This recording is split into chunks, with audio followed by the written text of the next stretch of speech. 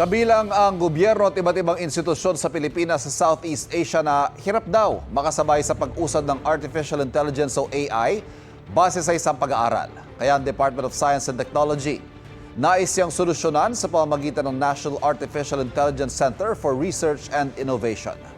Yan ang unang balita ni Darlene Kai. 4 sa kada 5 mag-aaral sa Pilipinas ang gumamit na ng Generative Artificial Intelligence o AI sa pag-aaral ayon sa datos ng ASEAN Foundation.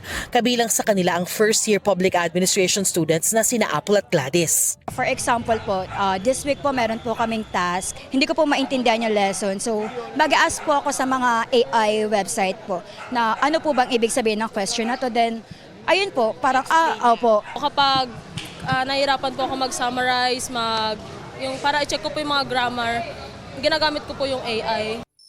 Gaya ng iba, may issue rin daw sila sa paggamit ng AI. Ayon sa parehong pag-aaral ng ASEAN Foundation, nahihirapang makasabay ang gobyerno at iba't ibang institusyon sa bilis ng pag-usad ng AI technology sa Southeast Asia kabilang ng Pilipinas. Kasama yan sa mga naisolusyonan ng NAICRI o National Artificial Intelligence Center for Research and Innovation na formal na inilunsad ng DOST o Department of Science and Technology. Ang NAICRI ang magiging central hub o sentro ng mga pagsasaliksik, infrastruktura at mga programang may kinalaman sa AI o Artificial Intelligence sa Pilipinas. As AI becomes embedded in critical systems, clear standards for data protection, transparency and ethical use build public trust and attract investment. NICRI will help harmonize policies across government and align our frameworks with global best practices.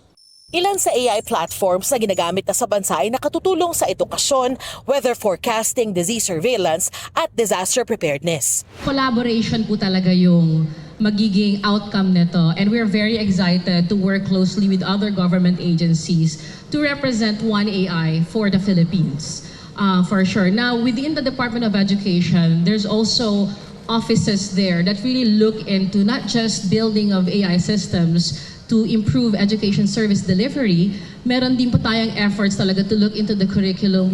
Ayon sa AI expert at technologist na si Dominic Ligot, magandang hakbang na ang pagkakaroon ng sentro ng pagsasaliksik at iba pang programa sa bansa patungkol sa AI.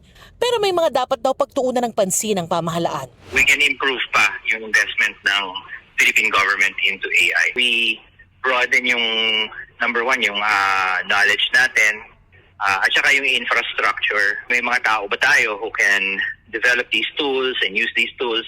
Sa infra naman, ang AI kasi kailangan yan. Meron kang high performance computing, may data centers ka. Yeah.